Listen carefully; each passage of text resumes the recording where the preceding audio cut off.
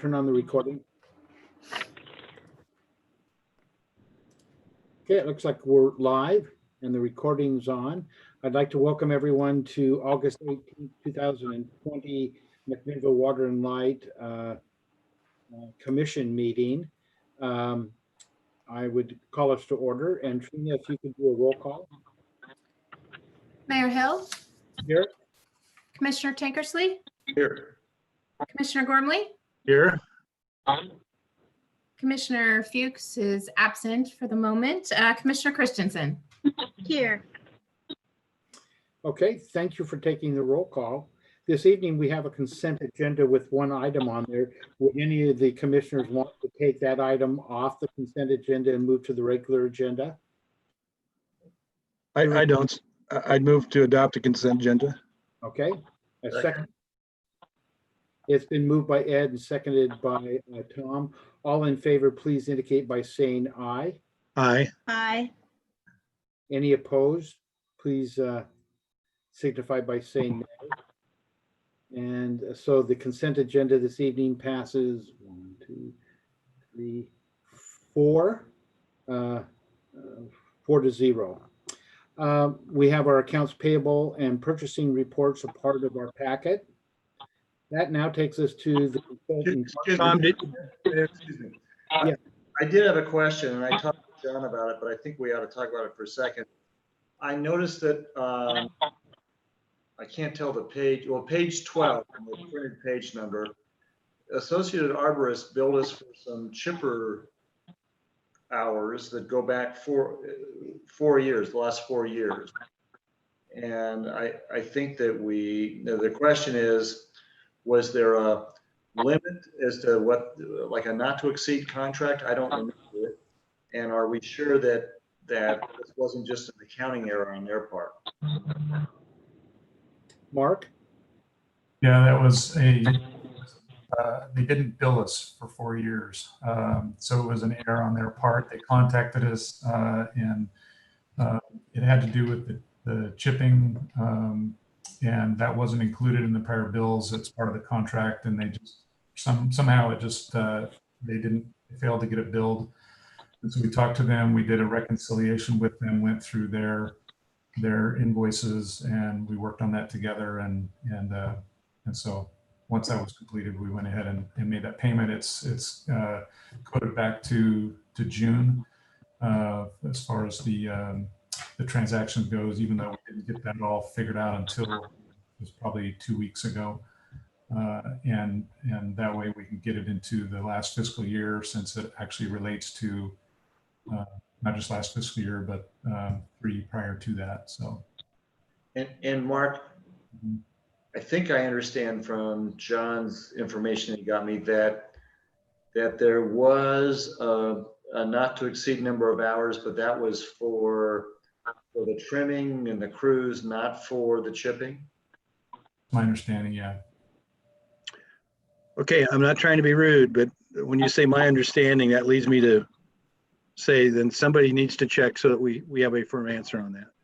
Okay, I can do that. I mean, I know you're getting put in the middle of this, but this is a little disconcerting to us that one, I would think Scott would be watching these services since he runs that side of the ledger and should be expecting bills. I'm just a little disappointed that we didn't catch the billing thing. Not that it's our issue to babysit those guys, but they are our subcontractor and it's just, gets our numbers out of whack over a couple, 3 years. So just, so please double check.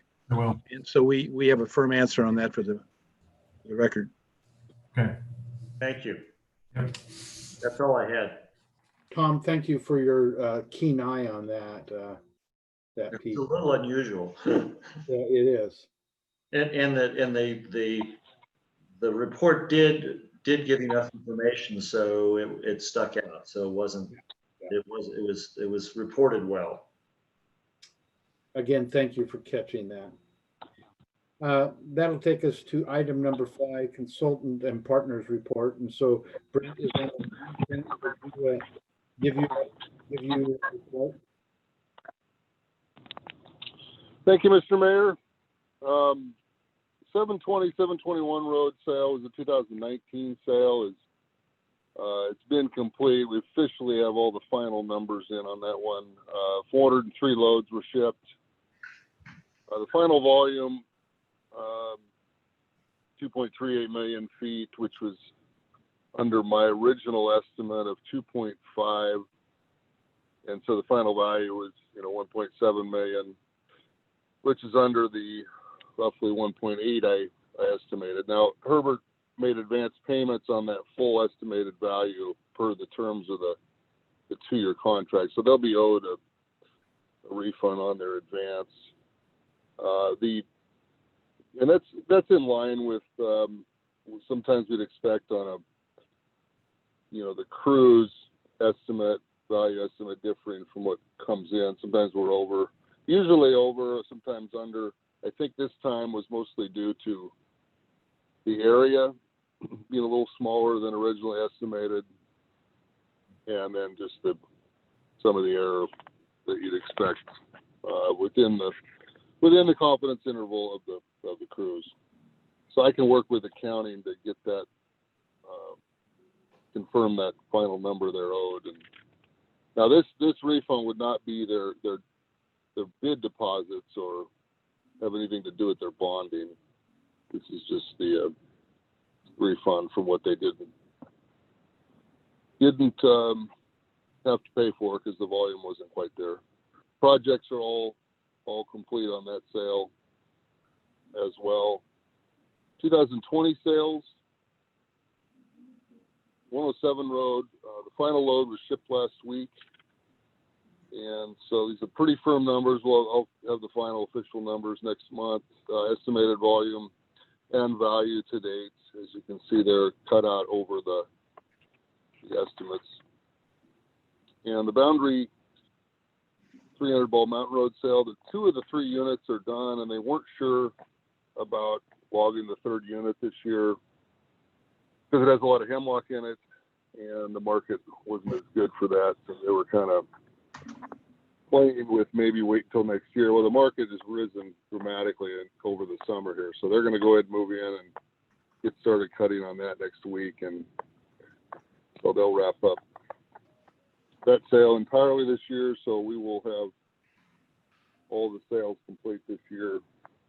Project work is ongoing on the 2 2020 sales. Fire season, it's been pretty average, low-key fire season so far. We're right now at a level 2 precaution level, and all the operators have their required fire equipment. I've checked their pumps and fire tools, and so they're all squared away. And the water and light fire truck is stationed at the treatment plant. Any questions? Hey, Brent, do those pumps on those fire trucks have to be certified periodically? Yeah, ODF, they have to go into ODF and get them certified, and they have to pump, so many gallons per second. And, I don't go to that level of checking them. I make sure that they fire them up. The pump turns on. I've had guys where the pump doesn't work. It looks good sitting there, but so I make them fire it up. Make sure they got all their tools, and make sure it's stuff that's ready to fight fire with. But technically, they do have to have a certain pressure, shoot a certain distance, and they have changed the length of hose you need to have on site, so that I can see easily. So when you say fire them up, you're talking about firing the engine up, but you're not watching them do a throw test or anything like that then? I make them start up the pump and turn the water on. Oh, you do? Okay, so you make them squirt water then, okay. Yep. So, go ahead. Oh, and I can pretty much tell the length of hose they have, just from what they have on their spools. So maybe just as a precaution, we should have paperwork in hand that these pumps are certified. I'd hate to have a conflagration and all of a sudden we have equipment not working, including ours, and I think there'd be some liability somewhere. So if we could just as a kind Oh, of sure. a nuisance thing, either have Chad or somebody in charge of equipment double check that when we've had ours certified. I mean, I know we got to get the booms and stuff on, lifts and that, or, digger derricks and those kinds of things certified. So anyway, just so the board knows that we're okay. Idea. I think that's right. And I don't know about this year. I know ODF came out last year and ran through the new fire wagon with treatment plant guys and made sure everything was up to speed on it. So that should be an annual thing on at the treatment plant. And then I can get, I've generally checked the loggers gear, but I could get ODF to come out even and do a check and, sign off on what they have Okay. in addition. Well, and I mean, in my work world, I always look at buildings that have fire sprinklers in them and wonder if one of those heads I'm looking at is the one head that's going to be the percentage that doesn't work. And Gary, that's kind of things you worry about. It's the sprinkler head not working, right? So, Yeah. Anyway, so Right. Yep. That's my job to worry about it. Any other questions for Brent? thanks, Brent. Hey, has the Yeah, Coast Range had any fires in it at all this summer? The Coast Range, no. Okay, good. So that level 2 is really a pretty good working condition for us. Yeah, and we didn't go to level 1 till 4th of July. I think we just went to level 2 last week. And most times that's as high as it gets. And we're usually all the other, so we're in Northwest 3 of all the different regions. We're generally one of the last ones to go to a level 3. So it's always a really good working condition. Of course, this year we don't have any cable operations. And so, shovel logging is a lot less fire risk. Yeah, and of course, we had a lot of early operations this year, so most everything was really done before fire season really even started. So it was a really good situation. Any other questions? No. Seeing none. Thank you, Brent, for the report. You bet. Thanks a lot. Have a good evening. Thanks. Thank you. Our next item is appearance requests, and I don't see any. Next would be staff reports. I don't see any. And then old business. I don't see anything. Under new business, we have the cyber risk insurance renewal, and Gary's here. So I'll turn it over to Mark and we can have a discussion. Thank you. So this is just additional discussion from what we discussed at the last commission meeting. Our annual insurance renewal, part of that is for cyber liability insurance coverage. Gary had done some checking like he does each year and found very favorable coverage in another provider for cyber liability coverage. Comparable in terms of form and actually better limits, lower cost. But when considering whether or not to go to new insurance for cyber liability, if we were to do that, there would be potentially, we would maybe want to consider a tail, the purchase of 12 additional months with the current provider, depending on if we know of prior acts that could result in additional risk to us if there were claims that came at a later point that related to prior to the change in insurance. And so we met with Mr. Eastland and had some discussion about that. And ultimately, we are not aware of prior acts that would create that risk. And as a result, felt to recommend the purchase of the HID policy without the additional 1-year coverage from Philadelphia, simply because it limits the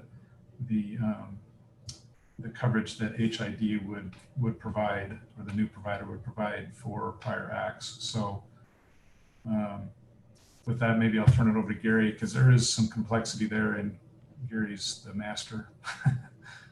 Well, I've been around a long time, so a lot of these coverages are pretty confusing. And this is a very unique situation, because it's actually, just for the record, it's HDI. I noticed that you have HID on your comparison, but that's just a correction on that in the graph. What we're talking about here is the third option, where you would actually purchase the new policy from HDI. Then you would purchase the 12-month extended reporting period from Philadelphia for an additional cost of $11,970. Now, what that provides is coverage for any known act that has not given rise to a claim as yet, because that's what would not be covered by the HDI prior acts coverage. So technically, what you're doing is you would be starting the HDI policy effective on the effective date, and it would not provide you with any coverage for unknown acts prior to that date. And so what we wanted to research is there any incidents, any breaches, anything that may have occurred that could potentially give rise to a claim.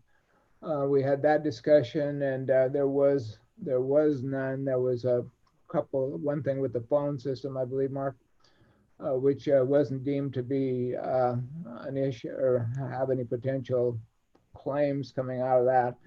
And so the recommendation then would be to go with the number 2 option, which is the middle one, where you purchase the HDI policy for the $4,060. You do not purchase the tail coverage, because then you get full prior acts coverage under HDI. So what that means is if there's no known incidents, even if they get, but something comes up after we start this policy, there's no retroactive date. And so therefore, if a claim comes up after the fact and it's brought to your attention as an incident and then a claim, that would be covered under the HDI policy, even if it occurred 10 years ago. So it's a very important not to give up that. And so what happens is HDI will not give you that if you purchase prior acts from Philadelphia. So that's why there's a interesting little conflict there. But at the same time, doing the research, not being aware of any incidents that could give rise to a claim, there's a slight risk involved, but it seems to be a pretty small risk, if any. So that's the recommendation. So let's open it up for discussion. Any questions for Gary? I have no questions, but really appreciate the thorough information that's been provided by Mark and Gary to us. Yeah, I do too. I think you already answered this last one, but just to make sure, HDI is a reputable company in that the prior acts coverage has some value with them. I mean, they're a high-rated company. Yes, actually, I don't know who their parent company is just off the top of my head, but it's a very reputable, large carrier. I could actually Google it here and find out, but we're using it a lot. We just wrote the cyber policy for the city this year with HDI also, so that's another reason why I felt this was a pretty good complementary coverage. We do have a couple other markets for cyber out there, but this has been the most competitive priced and the best coverage in actually they just have entered into this marketplace in Oregon in the last year. So it's a good option for us. And that what they're doing basically is the world is very aware of the cyber risk, but they've been quoting a lot of cyber insurance for a lot of entities, but not writing very much. They're probably only writing about maybe 20% of the presentations nationwide. And so some of these companies have stepped up and said, this is really important that people start buying into this. We need to make it more affordable. So there's a number of companies that have stepped up and really brought the competitive pricing down.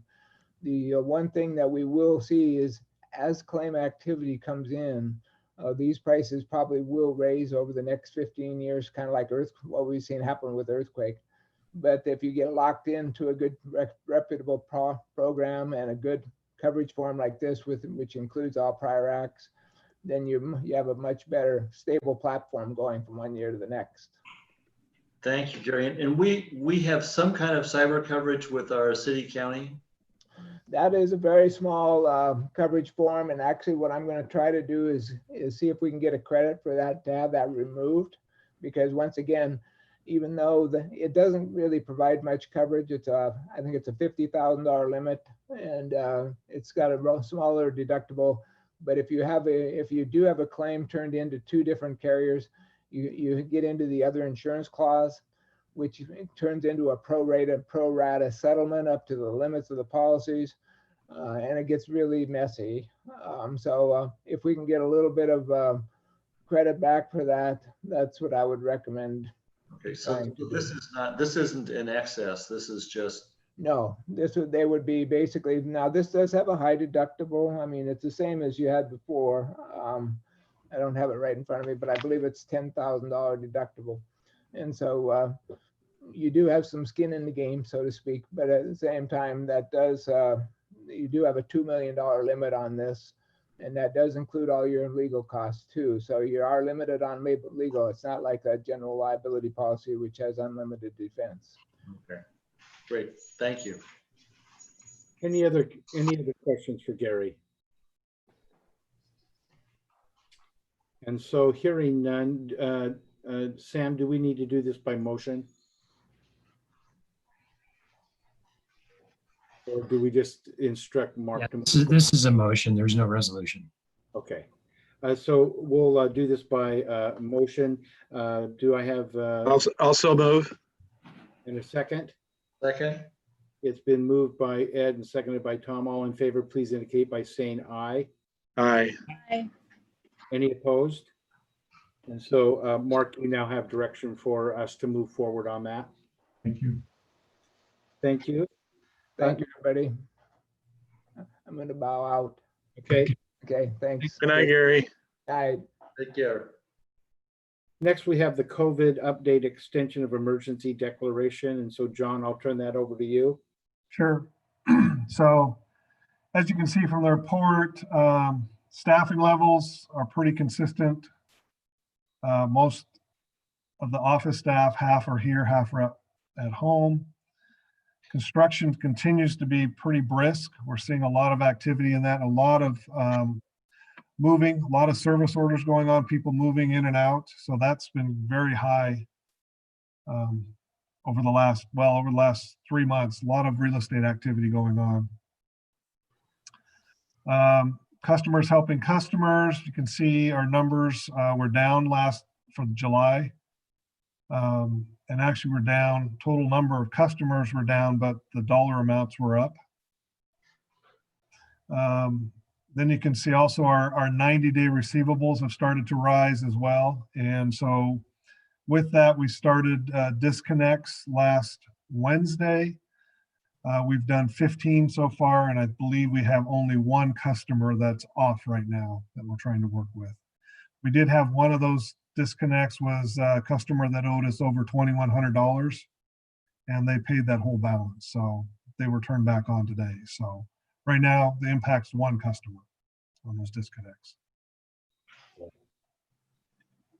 And then again, we're working on, you saw the governor has extended, I anticipate she'll extend her executive order, runs through September 4th, but I anticipate that to continue. And she's actually issued some additional guidance on masks, so that we'll have to incorporate into our plan here at the office, which we'll probably implement Thursday. John, why do you think the customers helping customer expenditures went down? Well, I think the expenditures went up, but the number of customers went down. Yeah. So I think the reason that is we'd raised the limit from last year. Our limit was 150. We raised it to 250. But it looks like it went down from June to July, the number, the dollars dispersed. Looks I like, think that's tied to the winter bills being done oh, because we had, okay, March, usually the April bills are at usually the end of winter, and then you've got a couple months before those get caught up. And so I think that's why those went down. And if you look at comparing, year over year, mhm, July of 19 versus June of 19, they were fairly similar. We had a pretty good number in June of 20, but I believe a lot of those were tied to the COVID issue with customers not being able to pay. okay. It'll be interesting to see whether it gets worse again with the unemployment addition running out. Yeah, and so Do the customers know about this pretty universally or not? about the Availability of the program. So what we're finding is the customers that don't contact us are the ones that don't. And so that's what's interesting is, we've done a lot of outreach, but the customers that don't contact us, Okay. until we go out and actually disconnect, then they'll call us and then we start talking to them about those. And that's usually what prompts them to do something. Is there any way we could get that information out, or they aren't focused on our information channels? They just don't seem to be focused on it because the example I gave you earlier, the $2,100 that wasn't even necessarily a COVID related issue. That was somebody that had somebody else living in the house while they were remodeling it, and there was some issues between those two individuals. Oh, okay. So it's very interesting. Each one is an individual issue that's going on. Okay, great. Thank you. So Yep. John, we started the novel, my life during the COVID, running a utility, trying to collect bad debt. Well, and the other thing is that we really want to get these bills as small as possible now because then we've got the next heating season coming up. Yeah. And if we don't, those people will not be able to pay those bills because they'll be double this number next year. Sure. Okay. So I think we do have a resolution, correct, Sam, for extending our emergency? That's correct. We got, it's a resolution, it's in your packet, number, I believe it's 2020-21, if I'm correct. Mhm. Yes. And if the commission's ready for that, I could read it by title. So any other discussions or concerns? Seeing none, go ahead, Sam, and read it by title only. Okay, this is resolution number 2020-21, a resolution by the city of Minville, a municipal corporation in the state of Oregon, acting by and through its Water Light Commission, declaring and extending a state of emergency with regard to operation of the water and light plants of the city of McMinnville. And this extends the declaration to September 16th, 2020. Thank you, Sam. Any further discussion? Hearing none, Trina, will you poll the commission? I just need a motion and a second first, please. So moved. Second. It's been moved by Ed and seconded by Patrick. All in favor? Aye. Aye. I'll go ahead But and I poll don't real know. quick. Oh, Mayor we have to Hill, poll. Yes. Commissioner Tankersley, Yes. Commissioner Gormley, Yes. Commissioner Fuchs, Yes. Commissioner Christensen. Yes. Okay, resolution 2020-21 passes unanimously. That next will take us to our annual review of our investment policy, and I'll turn that over to Mark. Thank you. Part of our investment policy is that the commission is to review that on an annual basis, and whether any changes are desired or not, that the commission would readopt that. That's something that the Oregon State Treasury recommends as part of any jurisdiction's investment policy, and that's part of ours. And so As a part of that, I provided information about the investments as they stand August 12th. Normally, I would have had also in the packet the second quarter, so the June 30th investment. That quarterly report would have been in there, but and I did calculate it or put that report together. Normally, though, what comes with it is fund information from the state treasury for the short-term and the intermediate funds, and that information wasn't available. So since that wasn't available, I didn't put that in the report and was planning on having that for the next meeting. Talked with John a little bit about this earlier today. So part of our investment, what we need to do per our investment policy for reporting is report quarterly, which we do. The annual report is largely covered in the fourth, well, it would be the second quarter report. It'd be the fourth quarter for the fiscal year, second quarter of the calendar year. And so that would have been in the report, that would have been in the packet. But there is some additional information that I could break out on that report that has not been about performance for the year. It shows real clear performance for the quarter in terms of investment returns. And it does have annual, balances as of June 30th. But I think I could probably incorporate into that report something that would really constitute an annual report as well as that quarter's report. And so the other thing we talked about is this will be the second time that the commission has considered readopting this policy. And so it might be just good practice to have this consideration coupled with that annual report. And so, our recommendation was initially for the commission to consider readoption of the policy without changes. But if the commission would like to defer that and wait until we have an annual report to show you, we can certainly do that too. I would anticipate that would be available next month. All depends on whether or not the state, how far behind they are with COVID efficiency hits. I'm fine waiting till next month. I would too. I think that's a prudent thing to do, waiting 1 month to see the real numbers and the return. Sure. Well, and Mark, when I looked through it, since I thought we were going to be voting on readopting it, I noticed that the annual report had some more things. It had comparisons of investment returns to relevant alternative investments, and I didn't remember seeing that. Yeah, so the what our alternative investments would be is investing in certificates of deposits, savings account, and then also now treasuries.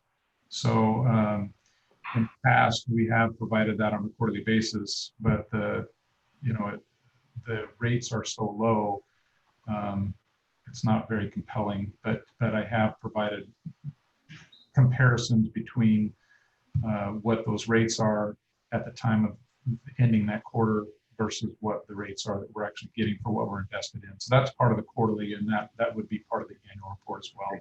Good.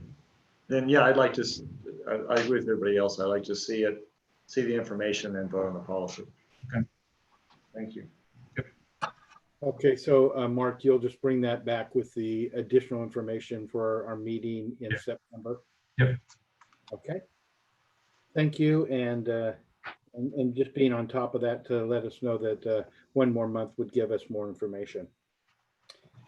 Okay, next we have the personnel consideration and credit card fee, and I saw John Spencer was to do that. John Dietz, are you doing that? Or I thought this was pulled from the agenda till next year. Not? It wasn't? John? So I think Mark and I were going to take. Tom and I need our nitro pills. So John and Mark. Yeah. So Mark and I we're going to take that one. probably to start, we had a CSR leave at the end of July. So we looked at the opportunity of, do we replace the position as it currently is, or do we look at some other option? So that was one of the options, was going to a half-time person and what that would look like with our credit card fees going forward. I know Tom asked some questions this morning, and one of the ones is on the smart bill. The smart bill is where you should give us a copy of your voided check. The bank pay is, that actually goes through the bank bill pay. So that comes as a file to us. So I checked with the front office on that one.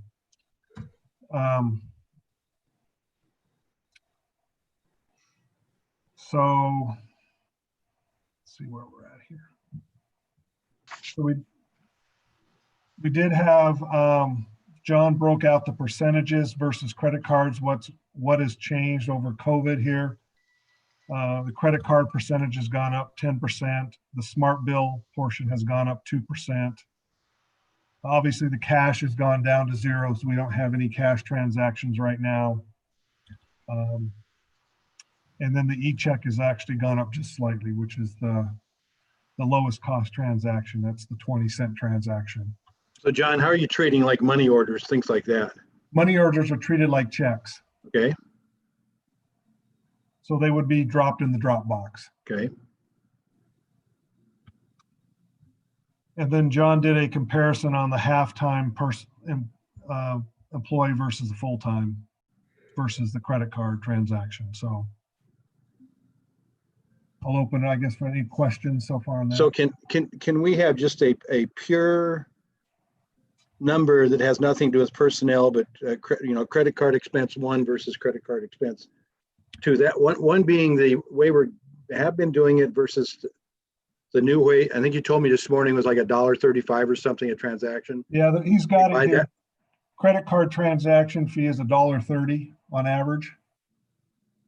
So that's where we get the monthly fee that we waive right now. The $3.95, but it would be $1.30 for us if we were paying for those transactions. Okay, so reality is we are going to spend, based on your chart, 51,000, and then the e-check is that's Tom and I use ourselves as the examples. We both do auto check. We're the 20-cent people, right? Or I guess my company would be too. So is this all business or just residential business?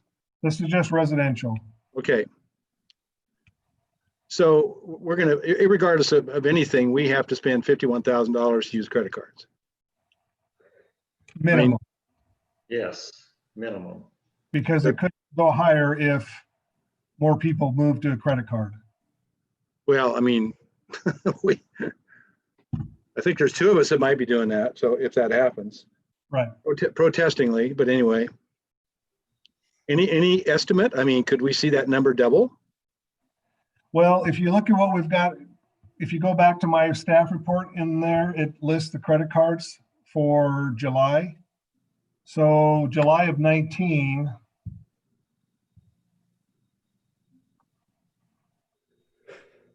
we were at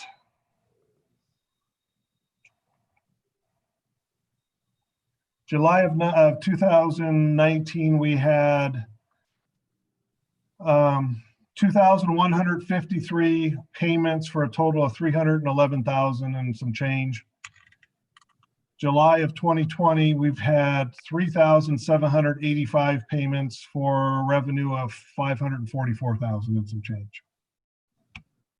So it has about doubled in the year. It has about doubled. And I believe that is roughly,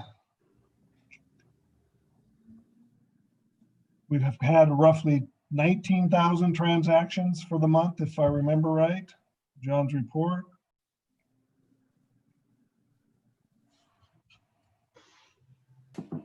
Credit cards amount to 20% of those transactions, it would appear. Look at the one chart, yeah. About 20%, which he's got. Ironically, the Dropbox still is the dominant roughly 40. The Dropbox, yeah, which is interesting. You know, credit cards went up, which we would have expected, but the Dropbox went up too because there's less cash, which makes sense. And Smart Hub went up too. That would be number 3. But the credit cards were obviously the largest increase. So, I mean, convince us that we should do this without having the offset. I mean, this is just a good business decision to make. Why should we do this? Well, I think the biggest thing is customer interaction, customer satisfaction. Okay. Okay, we get a lot of customers asking for credit cards now. So we just adopted our budget, right? Correct. And it would appear if you think it's going to double, we need to have another I'm going to use round numbers, $100,000 worth of income to offset the credit card use. We would, we'd basically have to look at where that extra 50,000 would come from. Exactly. Yeah, I mean, I think you've got this situation where you're using it as the employee, but that could swing just as well that you got to bring somebody back too. So, but there is a time savings by having credit card where we do nothing. That's set up automatically as compared if we were getting a bank or cash or checks. Correct, John? There is a time savings, yes. But obviously, you know, the credit card is, you know, $1.30 versus, I don't remember the number from the last time. It was $2 and something cents, I think, for the check, if I remember right. this shows 20 cents on e-checks. Well, $2 on a manual check. Yeah, those are the e-checks. Yeah. Well, I think you did tell us last time, John Spence did, that the credit cards with a automated setup are less than half the cost of me walking in and handing you a check. Correct. Which I wonder if out of the Dropbox, how many of those are checks? Probably all of them. Yeah, all of them are Dropbox. All the Dropboxes checks. Or money orders. Which we treat the same as a check. It takes the same amount of time to process those. So is there any way that you could check with some of our sister utilities that take credit cards and find out, you know, how long they've been doing it, what the transition might be, but what percentage, like their annual usage of credit cards, are half their bills being paid? Again, the residential market, we're not talking commercial. Right. So yeah, that would be a good statistic, is to look at what their ratio between checks and credit cards is. So just to give Jody some background, Thomas, I'm gonna use your name too.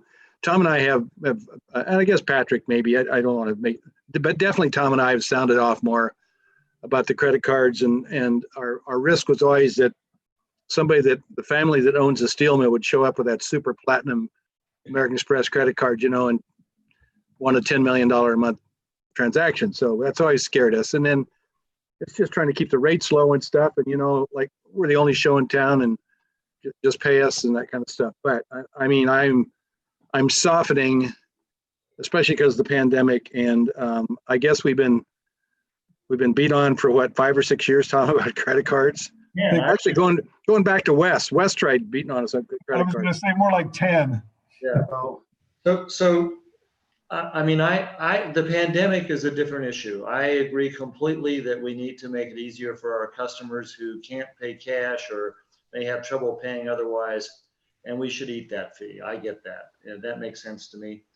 The issue in my mind is that people who like Ed and me, who are in such systems like you do the bill pay, I do the Smart Hub, I think, or Smart Bill, where the check, I just have an automatic, I gave him a check once and it comes out. Yeah, that's what we do at home. So on that, you know, it's convenient. I'll do that now. But if it were permanent, I'd switch it to my credit card and have an automatic withdrawal, and even out the pay and take it out of my credit card every month, because now the miles aren't worth much today, but eventually, hopefully they will be someday. Yeah. So, and the problem with that is not that I get a benefit, but the problem is that there's a cost to this that's going to pass over to the other customers. And one thing that's frustrated me in this discussion is that we haven't ever really addressed what it's going to cost to have people like Ed and me shift.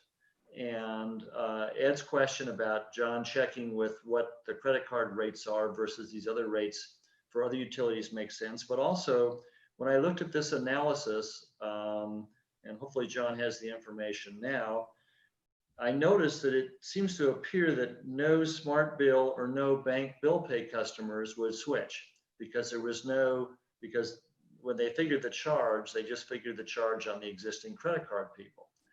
And so, and then I did the math, I think correctly, and it's about all it takes is about $180,000 a year of costs of people switching their payments to make up that $2,316 that's supposedly the cushion between if you switch the employee. So in other words, I wonder what, how much do we get from smart bill and bill pay customers every month, and so I can see what a 5% change or a 10% change would mean in terms of our costs. And I'm a little disappointed we haven't gotten that information without having to dig for it. And John wasn't here, so I wasn't able to get that, but I will get that information and in dollars. I really, yeah, go ahead. Oh, I just have a question, and I remember having this conversation, and so forgive me if this has already been explained, but what about direct deposit? So I wouldn't use a credit card, but I would use direct deposit from my bank. Yeah, that's what I do. Is that reflected in the smart bill? That's a smart bill. Section? No, that's, if it's coming directly from your bank, it would be the bank bill pay.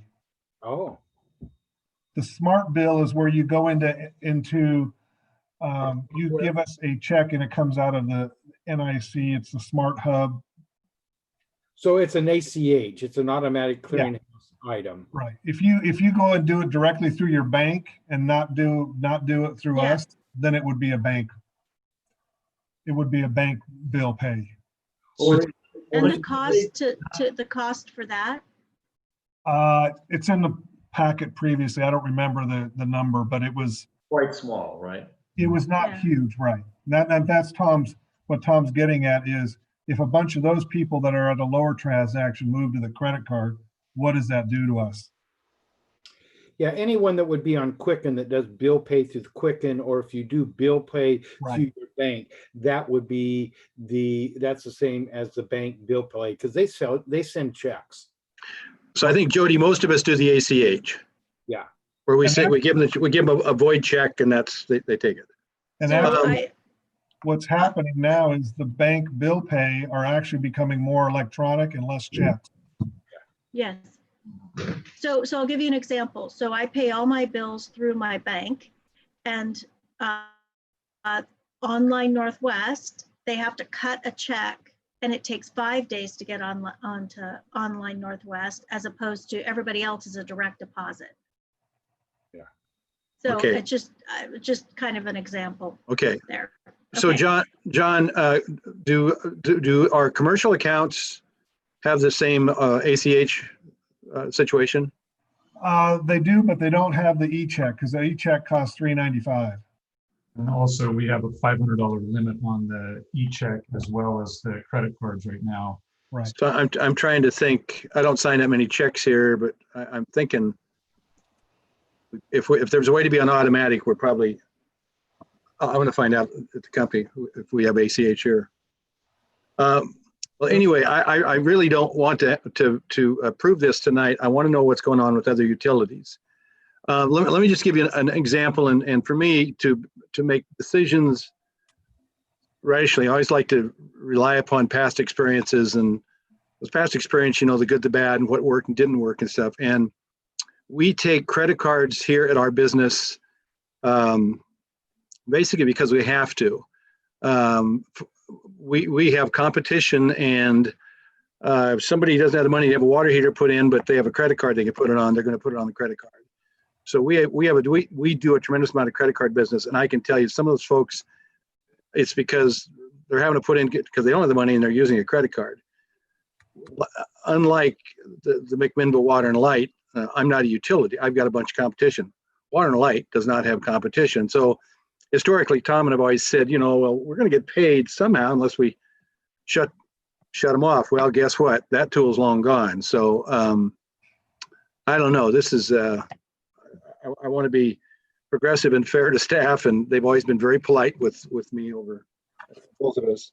Well, Ed, I think of it a little differently than the way I just heard you say it. I mean, I think of it as we do offer somebody who wants a credit card the ability to do it. They have to pay the fee rather than imposing the cost on all the rest of the customers. That's the way I look at it, because if everybody went to a credit card and it's 1.3%, I guess rates have to go up by some amount because our revenue just went down by that much, right? Mm-hmm. Yeah. So that's my concern. Not that we can make them do it or else we'll cut them off, but that is it fair to the other customers? And this analysis that shows that maybe it really won't cost that much net because we get a better deal and we can save staff time, and so maybe it'll all balance out. That would be a compelling argument if I thought we were getting the whole picture. And so that's why your information from other utilities about whether, what the percentages change to, and then the financial information from the staff as to what's it going to cost if 10% of these two top categories switch over. That's what we need to know, so we know whether we really are imposing a cost on other customers. And obviously, if we're not imposing a cost on other customers, then we should go ahead and do it because, it's a customer service thing, like you said. So Mr. Fuchs, you run a business. Pretty sure you take credit cards. Share with us your wisdom. You've been in business for a long time.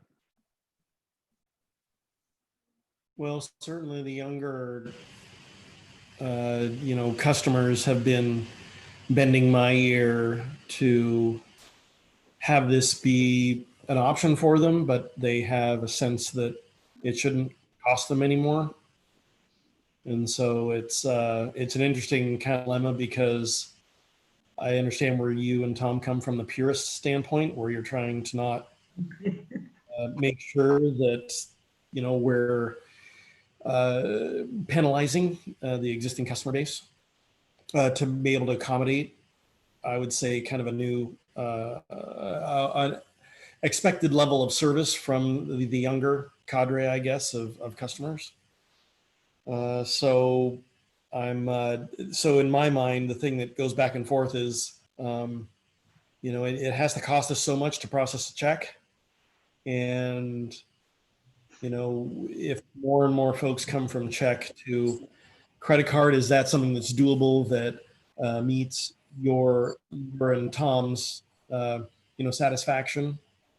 And so kind of that's where I'm at. I know that's where I get folks talking to me on the street is, why guys accept the credit cards and why do you ding us for a fee? And I get that probably more than anything. Okay. I mean, that's important too. Yeah.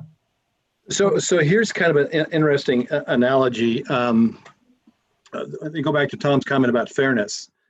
I live in a fairly new home that the utilities are way cheaper than the last home I had.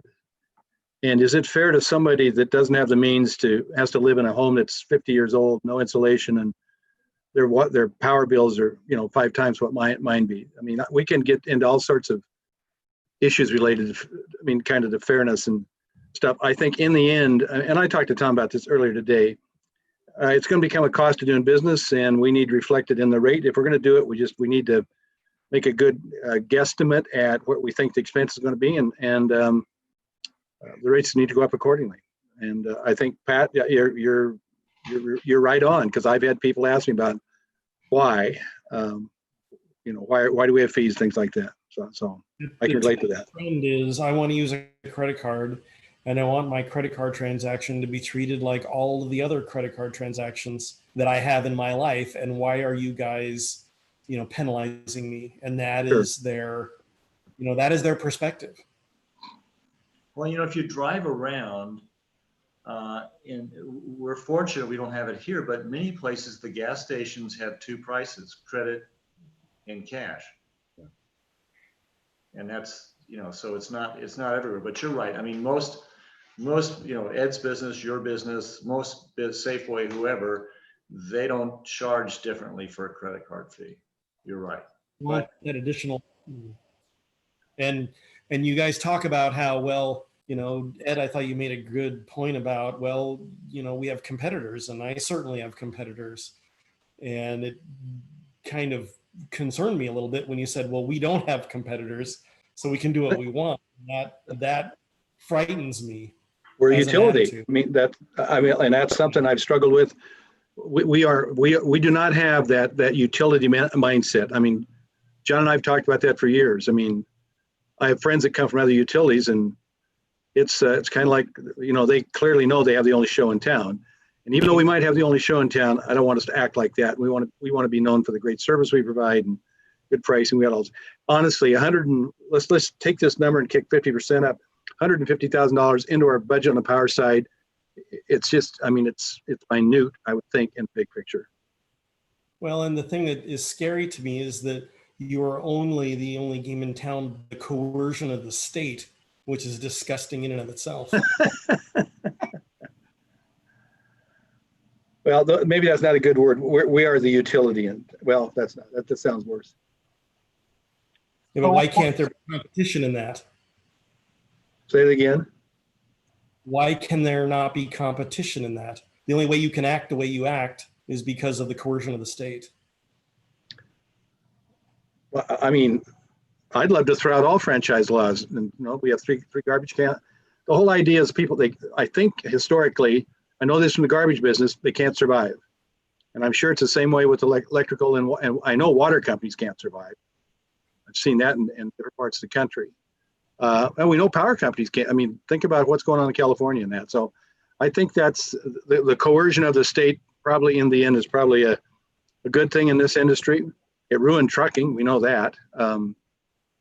So, I don't know. I think it's fine. So if we could get that information to see where we're at with other utilities or something, I'd be making a decision in a month or 2 months and just to kind of see what's going on. Okay, But I could say no tonight for sure. So we'll bring it back with the additional info. okay. Okay. Jody, I've been talking too much here. Jody, anything you want to share? Okay. Oh, Patrick? I'm good. Okay. Mr. Banker? Well, I can tell, when I came into town, I was incensed a bit that I couldn't use my credit card. But the one time I put the Smart Pay on, to me, I don't even realize in my mind whether it's Smart Pay or whether it's credit card. Once you've set it up, then you walk away and you forget it. Yeah. And so it's a non-point to me, other than if I was counting pennies, and that's what I'd get back on my bill, because our bill is pretty low. Okay. So I think getting the additional information, I think forward thinking, and if customer service is paramount with us, then we ought to listen maybe to the customer, what they want. Patrick made a good point. So. Okay. All right. We go home now? Almost. We're getting close. We have a discussion item on the audit subcommittee appointment. And so Mark, I'll turn that over to you. Thank you.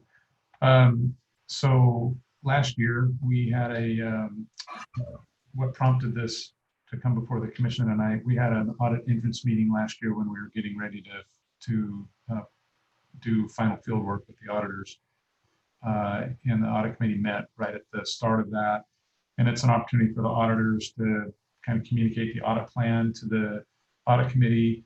And then if the audit committee, has questions about that, or maybe they want some additional work done in one place or another, then the auditors can kind of incorporate that into their procedures and their plans. And then as we considered whether or not maybe the committee would want to do that, recognition that there's only one commissioner right now on the audit committee with Commissioner Carlton's retirement last December. So, Mr. Mayor, could I make a suggestion? Sure. Nancy was like our newest member to the commission at the time, and that was a perfect appointment you made. And I mean, guys, there seemed like almost like a pattern established there. I mean, not wanting to give you any ideas, but just thinking about really different pattern and stuff. Are you using hand signals, ma'am, to say something to me? So while I appreciate the consideration. Oh, here it comes. Here it comes. I'm a bit, I want to be thoughtful about the time constraints with my day job. And so what kind of commitment from a time perspective would we be looking at? It'd be 2 hours after midnight, anytime you meet. So it wouldn't bother your day job. I'll shut up. My day job that goes about 14 hours a day, so. Okay, well, I mean, if Patrick would jump up and volunteer, I mean, you'd be off the hook. I think that was a yes, right, Patrick? Yeah, I think in a different language, maybe. Jody, typically the audit committee might meet a couple times a year, and then when the audit is coming, you have a preview to that, and the audit committee can be a part of presenting a little bit of the audit, but you have your auditors here. So at least at the city, I'm on the audit committee at the city, and I probably put no more than 10 hours a year into that process. Mr. Mayor, can I make a suggestion, and not to be picking on Patrick or Jody, but why don't we have, if somebody will jump up and say yes, but if something comes up in their work, I mean, and we're doing it by Zoom and I'm not busy, I'd happily step in, but I mean, I got enough extra stuff I do already. So maybe light, but I can answer Jody's question. I don't think I spend 10 hours a year. I think it's more like 6 or so. There's this initial meeting where you meet with them, you ask questions, they sort of talk about what they're thinking about, ask you whether you have any other issues. Then there's another meeting where if something comes up, they'll meet with you, but normally that doesn't happen. There's another meeting when they're about through, and then you get a draft of the audit to look at. And we don't traditionally, the audit committee what I've always felt going through the process was that that they were helpful. The auditors were helpful, and I will say that, but they present the audit, so we don't present the audit. So I would think it's a 5 or 6 hour project for you, but they do have kind of narrow time slots that they can, you don't want to hold them up. So if you have a big project at the same time that they need you to have the audit committee meeting, then that would be a problem, because not because they're inflexible, but because we have deadlines for them, because they've got to get it done so that the city can use it. And so that's the issue there. I don't think it's time consuming here as it is the city, probably because our staff is so well organized too. Seriously, the auditors like our staff, they do. So I'll go ahead and say yes. The week of September 7th, it looks like they would be recommending a meeting. We'd have to work on my schedule. So if I could give you an advance of that, whoever's organizing that, is it you, Mark, that does that? Yeah, so if we could touch base, just so I could share with you my calendar. There are a couple blocks that I can't step out of.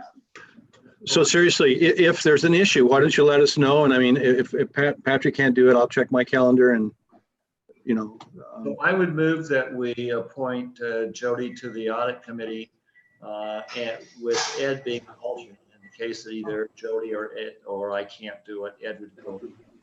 Patrick, you okay with that? Sounds lovely. That's his happy face.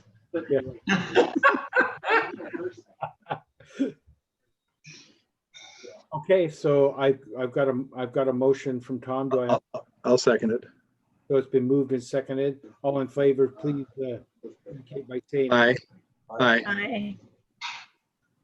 Okay, Mark, you have that direction then? Yep. Okay. Thanks. Our last item of new business this evening is the purchase of steel transmission poles.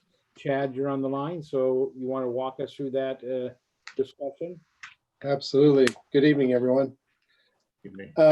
Yeah, so we ended up having to send out an addendum late in the solicitation phase of this project. We had questions due about 5 days before bids were due, and we actually had a very good question that brought rise to potential change in the build, which it didn't end up happening that way. But so we ended up extending the bid date out to ensure that bidders would have enough time to submit bids. And so I think we're fairly successful in that. We had our opening today and we ended up receiving 10 different bids.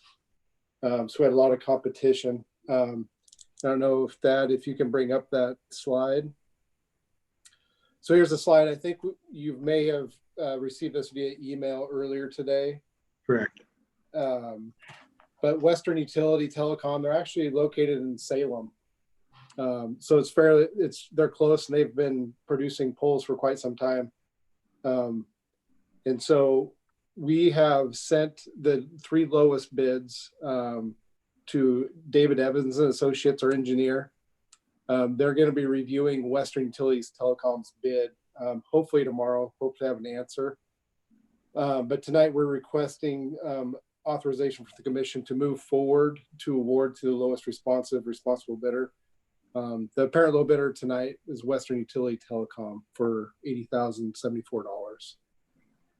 So Chad, are they just a wholesaler distributor of a product manufactured by other people, or do they build these? They build these. And sorry, go ahead. Where's the material come from that they build with? I'm not sure of.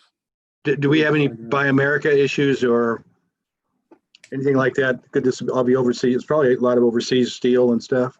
Yeah, no, not in this solicitation, no. Okay. And Sam,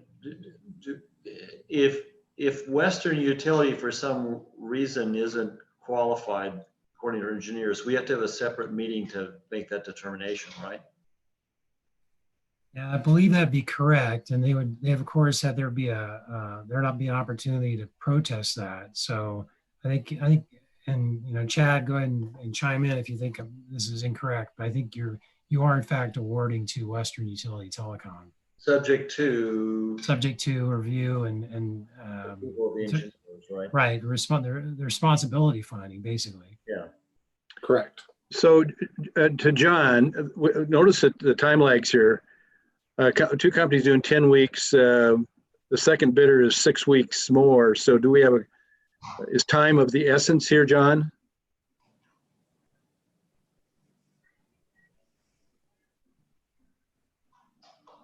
Time is not of the essence here. Okay. So we don't. Okay. So we don't have that as an issue. Okay. No. So any further discussion? Patrick, are you familiar with this company at all? I haven't heard of them, but the interesting part is TAP is quite close. Do you know who TAP? Do you know TAP? Neither of those two, but you think if there are 2 responsive bidders that are right by each other, I mean, it could have easily been swapped. TAP could have been a conversation. So. Okay. So motion is in order then, Chad and Sam? Correct. Okay, well, I would move to authorize the award to Western Utility in regards to sending it off to David Evans for approval and then final approval with the issues to be determined by the board. Second. We have a motion. Second. We have a motion by Ed and a second by Patrick. Tom's got a question. Before we have a second, I understood Sam to say that we would to go through the process correctly, we would move tonight to award to Western Utility subject to the engineer's determination that they are a responsible bidder and that the bid was responsive, and also subject to no, notice and no protest being filed. Yes, I think that's correct. Thank you. Not that there would be more, if it only comes back to the board, I thought, if the engineers think there's a responsibility or a responsiveness problem from Western Utility. Right, or if we made that finding and we had a protest from Western Utility on that finding. Yeah, I mean, the only reason I said that was because of the issue related to findings. So, but if we don't need findings, then so be it. Okay, so our motion's been amended and we have a second. And so all in favor, please indicate by saying aye. Aye. Aye. Any opposed? This motion passes unanimously. That takes us to our executive session this evening. God, just a minute. I just want to thank staff for getting that over to us because I enjoyed looking at it this afternoon and being prepared. So, and one last question. My monitor doesn't work really well, but I'm trying to look at the logo on Chad's shirt. Is that like a Stanford Cardinal or is that like a woodpecker or something? No. It's a Louisville Cardinal. You're a Cardinal. He's right. Okay.